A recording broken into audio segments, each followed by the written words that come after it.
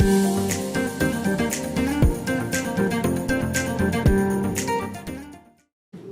de m'avoir invité, Jean-Sébastien. Donc, je suis très contente de faire partie de ce groupe, de ce FHU, et de travailler donc, avec l'équipe, notamment du CIC, très régulièrement au quotidien. Donc, on m'a demandé de parler de l'obésité et donc de prendre l'exemple. Je suis obèse et je veux prendre soin de mon cœur, donc qu'est-ce que je dois faire? J'ai mis une petite diapo de rappel de diapo que Jean-Sébastien a déjà montré pour vous illustrer qu'effectivement, on se place plutôt dans ces causes métaboliques qui peuvent en fait être associées évidemment à d'autres causes. C'est pas parce qu'on a une obésité qu'on ne peut pas avoir une autre maladie. Je vais vous montrer qu'on a volontiers d'autres maladies associées. Diapositive suivante. Ça, c'est juste une diapo pour vous montrer, comme on parlait du sujet jeune, que l'obésité, c'est une maladie qui effectivement a une prévalence mondiale qui augmente constamment, et notamment chez les jeunes. Donc là, ce qu'on voit, c'est entre 75 et 2016 chez les filles en haut, et en dessous, c'est les garçons entre 75 et 2016, et on voit que le IMC médian, il n'est pas très élevé, hein, il était à 17, maintenant à 18,6, 16,8, 18,5, mais en gros, il a quand même pris 2 points en moyenne donc ça fait en 30, 35, 40 ans. Donc on voit que voilà, la population générale mondiale grossit, et notamment les jeunes, avec probablement de plus en plus de jeunes qui vont arriver en situation d'obésité.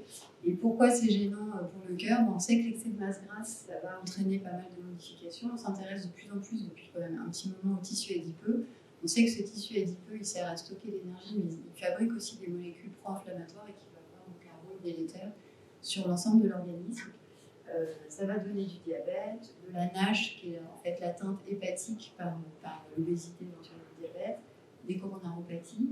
Et puis ça peut donc entraîner des modifications du cœur et une insuffisance cardiaque.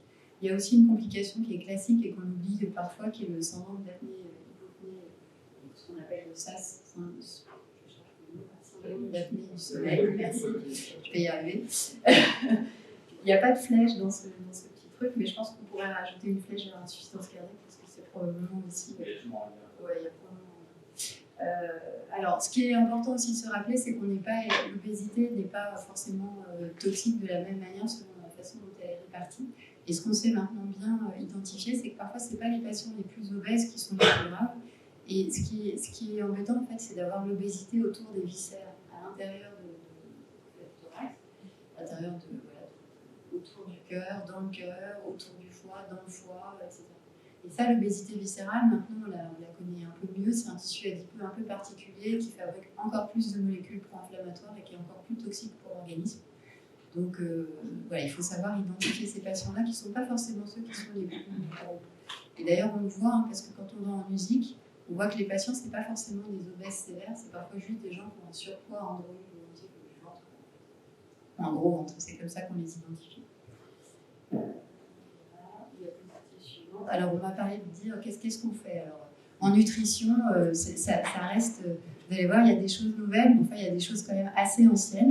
Hippocrate nous avait déjà expliqué qu'il fallait prendre soin de nous en faisant attention à ce qu'on mange. Diapositive suivante. Mais à l'heure actuelle, on ne sait plus quoi bouffer. Qu'est-ce qu'on fait? Alors, diapositive suivante.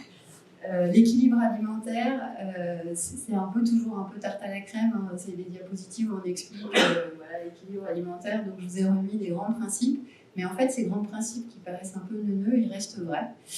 Ils sont tout à fait justes. L'idée étant pas d'imposer de façon, comment on pourrait dire, dictatoriale à l'ensemble de l'humanité une alimentation qu'on jugerait bonne pour la santé, mais c'est d'essayer autant que possible d'améliorer et d'équilibrer l'alimentation en partant de ce que les gens font et en essayant d'aller vers quelque chose de meilleur sur le plan notamment cardiovasculaire et métabolique. Alors ça, je vous épargne ça, c'est les recos de l'ESC 2021 qui viennent de sortir.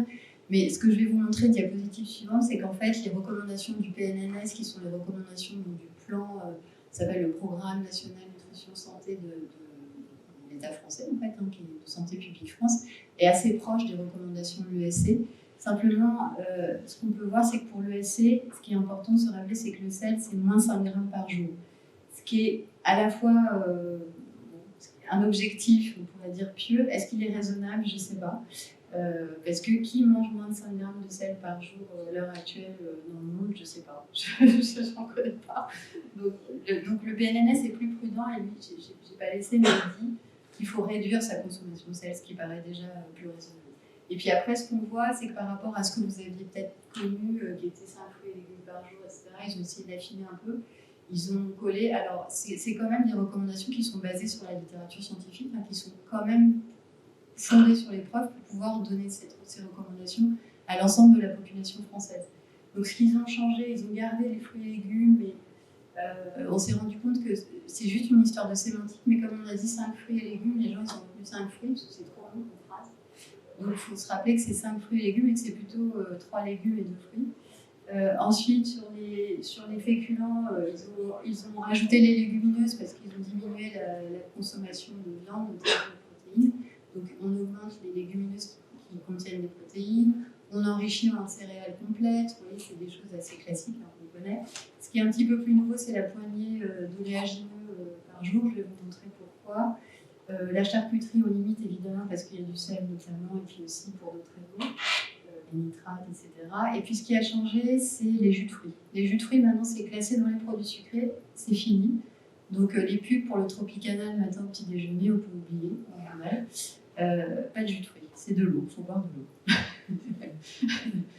Voilà, donc après, c'est le régime totalitaire. Hein. Après, vous faites ce que vous voulez. Donc, je vous explique ce qui est recommandé. Alors, pourquoi on dit des poignées d'oléagineux? Parce qu'il y a une étude assez marrante, Predimed, qui est une étude espagnole, qui a montré déjà en 2013. Alors, c'était une étude chez des patients qui étaient quand même plutôt en prévention secondaire. Il y avait les deux, je crois qu'il y avait de la prévention primaire aussi.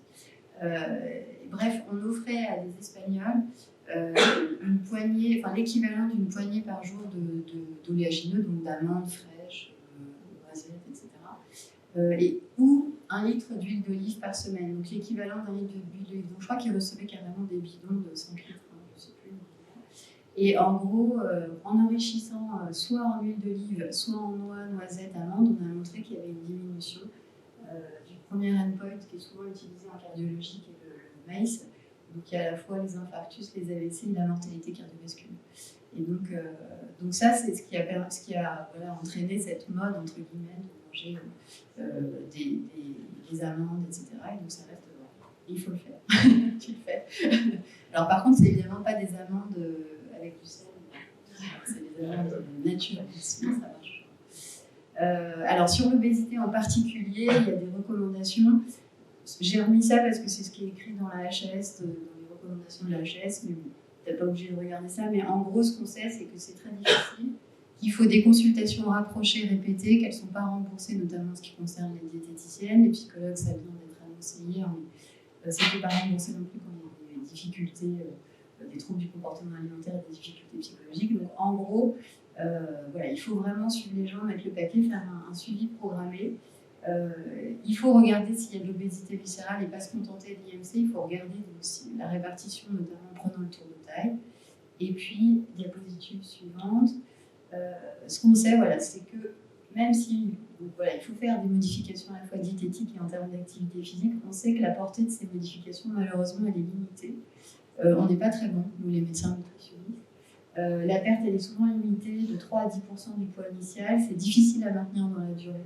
Il y a plein de raisons qui expliquent ça, qu'on n'a peut-être pas le temps de détailler, mais voilà, on sait qu'on n'est pas très bon et que c'est difficile. Diapositive suivante. Alors, du coup, il y a eu l'avènement de la chirurgie bariatrique. Ça, c'est une étude qu'on connaît très bien, qui est SOS, la Swedish Obesity Study. Donc, c'est chez des Suédois.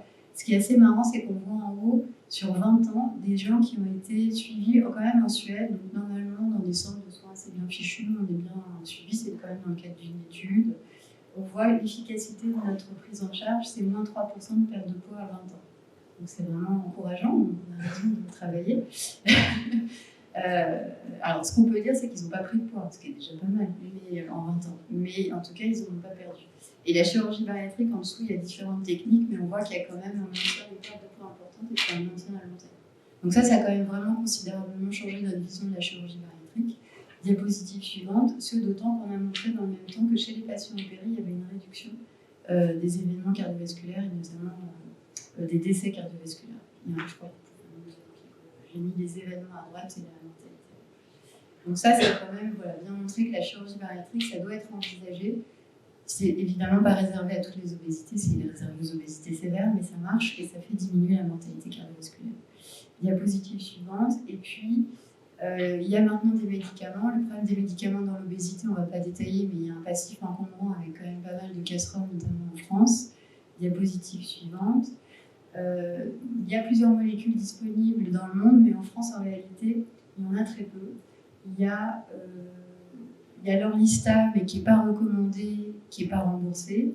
Et puis, il y a le liraglutide qui est en bas à droite, qui est recommandé par l'Europe, qui a maintenant une AMM en France, mais qui n'est pas remboursé et qui coûte 250 à 300 € par mois. Donc, on est quand même limité en termes de médicaments, mais on a de l'espoir du côté du liraglutide, qui est à droite, vous voyez, qui permet de perdre quand même pas mal de poids. La perte de poids est en bas et en haut, c'est la probabilité d'avoir des effets secondaires. Et il est assez bien toléré. Alors que l'Orlistat, qui était à une époque commercialisé sous le nom de AI, peut-être connu, c'était un inhibiteur des lipases intestinales, il donne des troubles digestifs. En gros, il donne la diarrhée, donc il n'est pas très bon toléré. Il ne fait pas perdre beaucoup. Diapositive suivante. Donc, il y a un peu d'espoir du côté du Saxenda, qui est donc un analogue du GLP-1, qui est ce qu'on appelle le liraglutide, qui est utilisé à 3 mg dans l'obésité, mais qui n'est pas remboursé. Du coup, son accès est actuellement encore très limité. Alors, ce qui est intéressant quand même pour des cardiologues, c'est de savoir que c'est un médicament qui a montré dans le diabète un bénéfice cardiovasculaire majeur. Donc, on est quand même très tranquille de ce point de vue-là. Diapositive suivante. Et puis ça, c'est juste quand même pour ne pas oublier l'activité physique. C'est une étude que j'aime bien, qui n'est pas spécifiquement chez l'obèse, mais qui montre, en fait, c'est peut-être un peu compliqué à lire, mais dans le petit tableau, vous avez le nombre d'heures par jour que vous passez assis. En gros, on est tous maintenant, quel que soit notre travail, assis devant un écran. Et vous voyez qu'on peut passer moins de 4 heures assis, 4 à 6 heures, 6 à 8, plus de 8 heures. Et pour compenser cette sédentarité, on va faire de l'activité physique ou pas. Donc il y en a qu'on ne font pas en haut et puis il y en a qu'on font beaucoup en bas. Et pour ramener en fait son risque je crois que c'est un risque de mortalité, c'est un critère dur, à 1, si on passe plus de 8 heures assis par jour, qu'est-ce qu'il faut faire? C'est plus de 35 mètres heure par semaine. En gros, c'est ce que j'ai mis en haut, 60 à 75 minutes jour d'activité physique d'intensité modérée.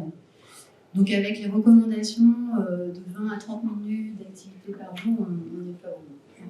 Il faut faire beaucoup plus, je te confirme. Voilà, donc pour compenser la sédentarité qui est presque obligatoire dans notre mode de vie actuel, il faut bouger un max, tous les jours. Donc c'est plus violent que ce qu'on peut dire. Bref, diapositive suivante. Juste, voilà, pas oublier que c'est pas parce qu'on est obèse qu'on n'a pas le droit d'être traité comme tout le monde. Donc on prend en charge évidemment le tabac, l'hypertension artérielle, dyslipidémie, on a les mêmes objectifs que chez les autres patients. On traite aussi s'il y a un syndrome dépressif, c'est pas que le poids qui donne un syndrome dépressif, hein. On peut avoir un authentique syndrome dépressif, il faut le traiter, les douleurs des genoux. Souvent, les rhumatos disent vous avez qu'à maigrir. On peut faire des infiltrations à une personne obèse pour nous soulager. Ça va l'aider à faire de l'activité physique. Diapositive suivante.